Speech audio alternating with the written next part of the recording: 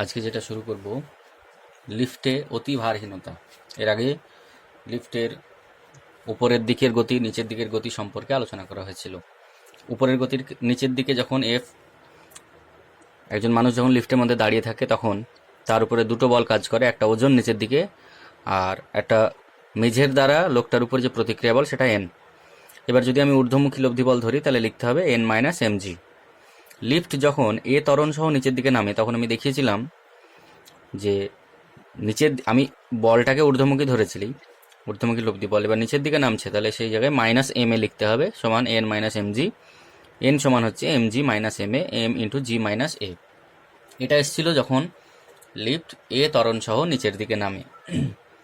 এখন যদি লিফটের ত্বরণ জি অপেক্ষা বেশি ত্বরণ সহ নিচে নামে, জি অপেক্ষা বেশি ত্বরণ হয় লিফটের, তাহলে অর্থাৎ এ গ্রেটার দেন জি হয়, তাহলে এন সমান যেখানে এই সমীকরণ থেকে যেটা এম ইন্টু জি মাইনাস এ, এখানে এ এর মানটা জি এর থেকে বড়, তাহলে এর মানটা যদি জি এর থেকে বড় হয় তাহলে জি মাইনাস এ না লিখে আমাকে এটা লিখতে হবে এ মাইনাস জি, কারণ এটা বড় জি এর থেকে।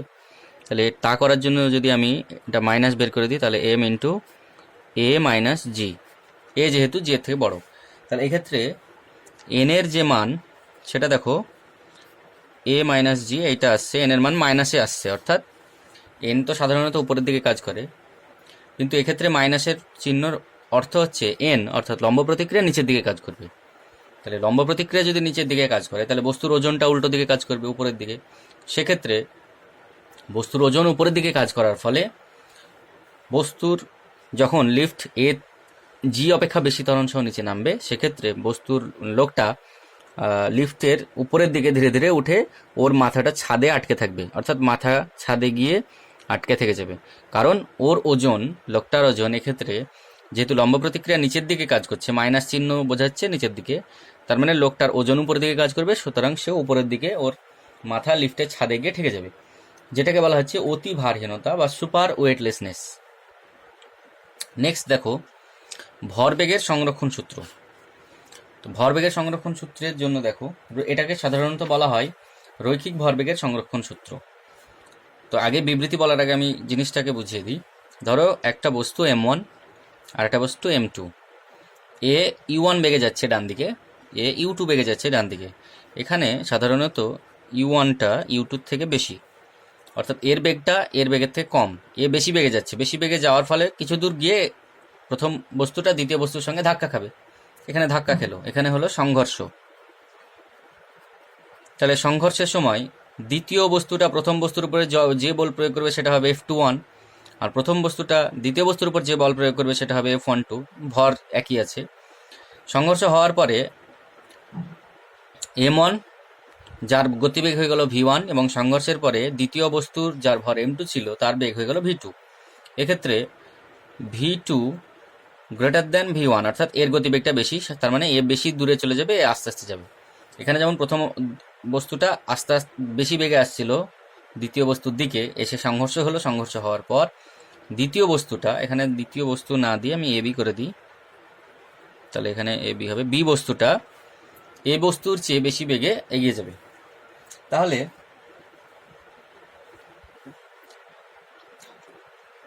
সংঘর্ষের আগে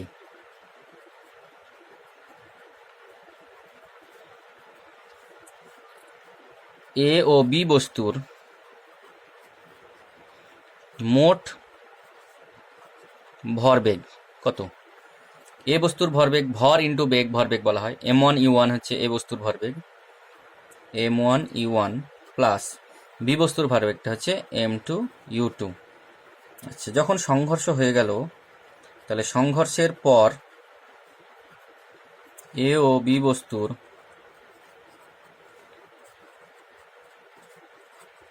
মোট ভরবেগ এটা দাঁড়াবে, সংঘর্ষ হওয়ার পরে এ বস্তুর বেগ V1 আছে, তাহলে ভর ইন্টু বেগ, তাহলে M1V1 প্লাস M2V2। তো রৈখিক ভরবেগের সংরক্ষণ সূত্র অনুযায়ী সংঘর্ষের পূর্বে মোট ভরবেগ এবং সংঘর্ষের পরে মোট ভরবেগ এই দুটো সমান হয়, অর্থাৎ সংঘর্ষের পূর্বে মোট ভরবেগ যা হবে সংঘর্ষের পর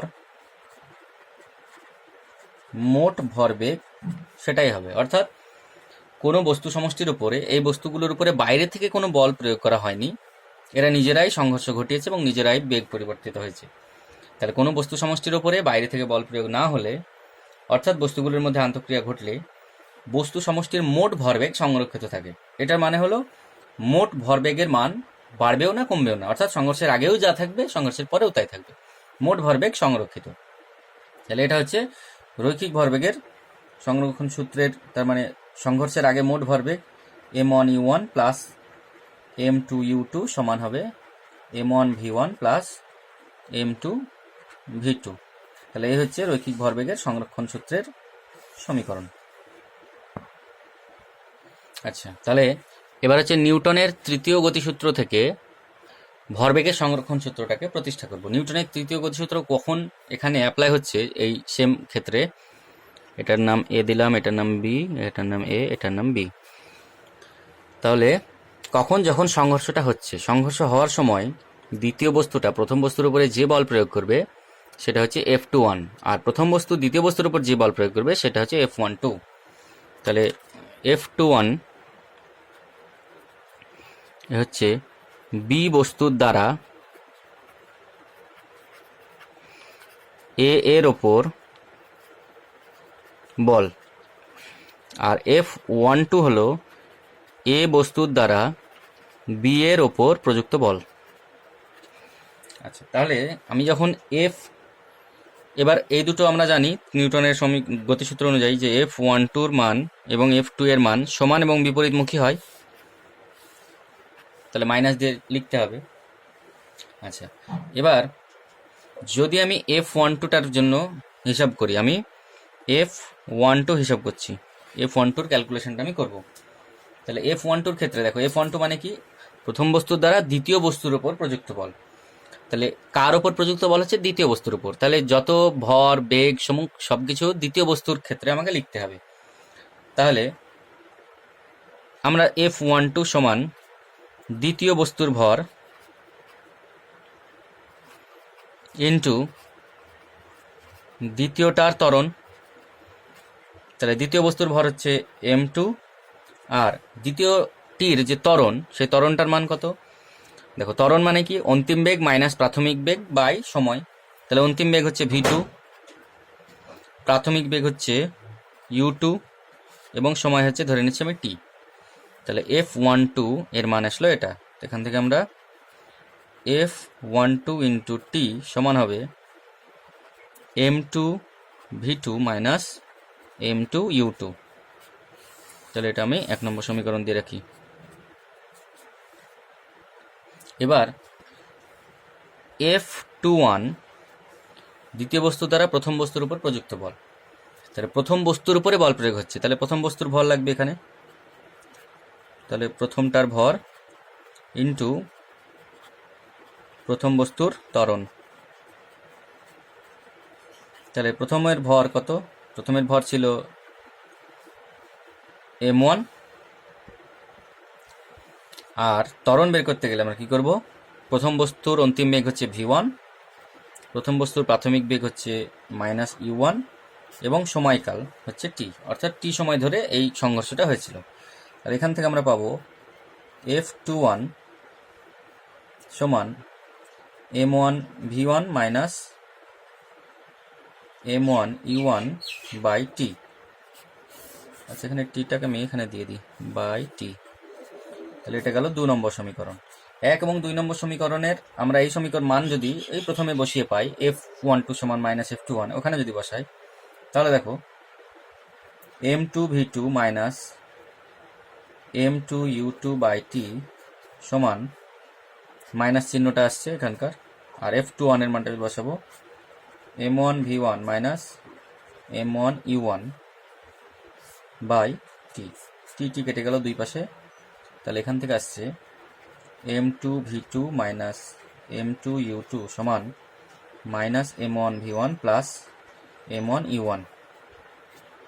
তাহলে m2v2 প্লাস m1v1 সমান m1u1 প্লাস m2u2। তাহলে m2v2 মানে হচ্ছে m1v1 প্লাস m2v2, এটা মানে হচ্ছে অন্তিম ভরবেগ, এটা হচ্ছে অন্তিম ভরবেগ মোট, আর এটা হচ্ছে প্রাথমিক ভরবেগ। তাহলে এখান থেকেই সংঘর্ষের আগে মোট ভরবেগ এবং সংঘর্ষের পরে মোট ভরবেগ ধ্রুবক প্রমাণ হয়ে গেল এখান থেকে। এরপর হচ্ছে ভরবেগের সংরক্ষণ সূত্র থেকে নিউটনের তৃতীয় গতি সূত্রটা প্রতিষ্ঠা, উল্টো। তাহলে ভরবেগের সংরক্ষণ সূত্রটা আগে লিখে ফেলি। m1u1 প্লাস m2u2 সমান m1v1 প্লাস m2v2। তাহলে m1u1 মাইনাস m1v1 সমান m2v2 মাইনাস m2u2। তাহলে এটাকে যদি উল্টো করে লিখি তাহলে মাইনাস m1v1 প্লাস m1u1 সমান m2 ব্র্যাকেটে v2 মাইনাস u2। তাহলে এখানে মাইনাসটা যদি কমন নিই এবং m1 যদি কমন করি তাহলে এটা হবে v1 মাইনাস u1 সমান m2 into v2 minus u2। উভয় পক্ষে যদি আমি টি দিয়ে ভাগ করে দিই, দুই দিকে টি দিয়ে দিই, তাহলে দেখো m1 ইন্টু এটা হচ্ছে প্রথম বস্তুটার ত্বরণ a1, আর এটা হচ্ছে দ্বিতীয় বস্তুর ত্বরণ a2। তাহলে এটা হচ্ছে প্রথম বস্তুর উপর প্রযুক্ত বল কার দ্বারা হবে? দ্বিতীয় বস্তুর দ্বারা। তো এটা হচ্ছে প্রথম বস্তুর উপর প্রযুক্ত বল দ্বিতীয় বস্তুর দ্বারা F21, আর এটা হচ্ছে দ্বিতীয় বস্তুর উপর প্রযুক্ত বল, এটা হচ্ছে প্রথম বস্তুর উপর প্রযুক্ত বল।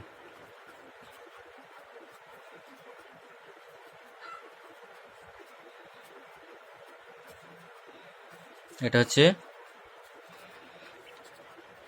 দ্বিতীয় বস্তুর ওপর প্রযুক্ত বল। প্রথম বস্তুর উপর প্রযুক্ত বলকে আমরা F21 দিয়ে লিখেছিলাম আগেও, কারণ দ্বিতীয় বস্তুর দ্বারা প্রথম বস্তুর উপর বল প্রয়োগ হয়।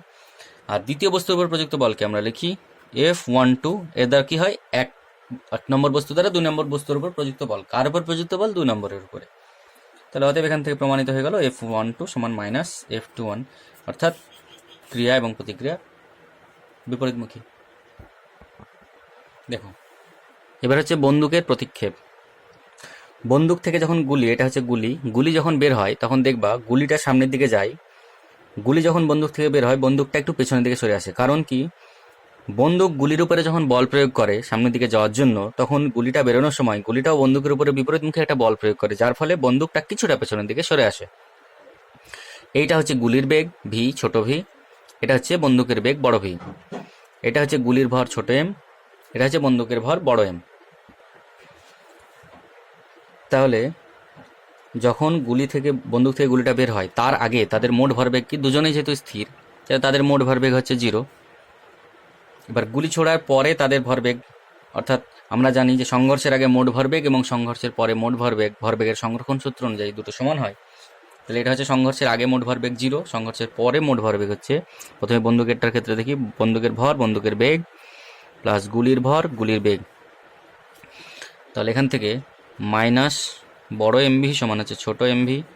এখানে ছোট ভিটা হচ্ছে গুলির বেগ, ছোট এম হলো গুলির ভর, বড় এম হচ্ছে বন্দুকের ভর, আর বড় ভি হচ্ছে বন্দুকের বেগ।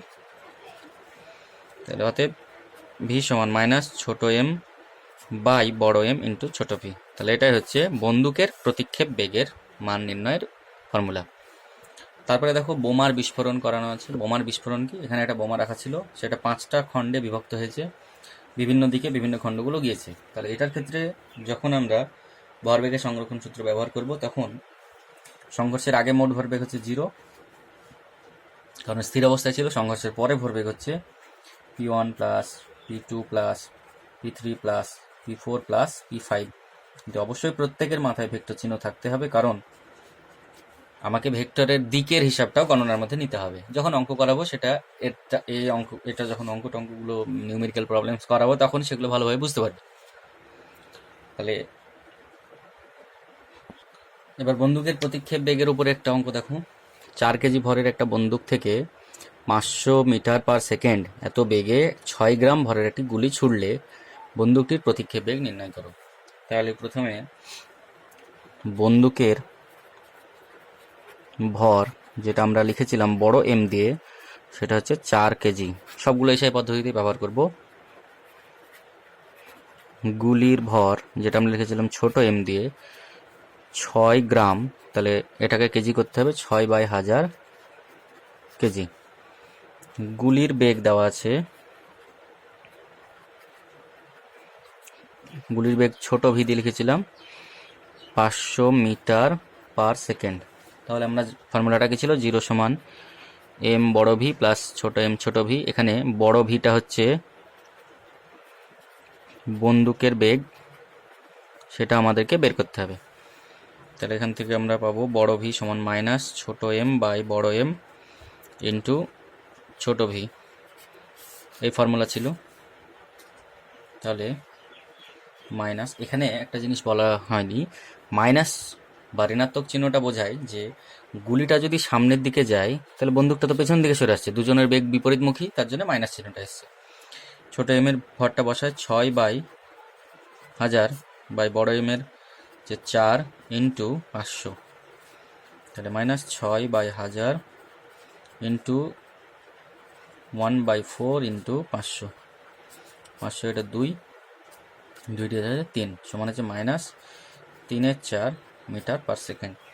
তো 3/4 মান যদি বের করো তাহলে মাইনাস 0.75 মিটার পার সেকেন্ড। এই হচ্ছে বন্দুকের প্রতিক্ষেপ বেগ। সেটা মাইনাস চিহ্নটা বোঝাচ্ছে যে গুলিটা যদি সামনের দিকে যায় তাহলে বন্দুকটা পেছনের দিকে সরে আসে, অর্থাৎ বন্দুকের বেগটা পেছনের দিকে।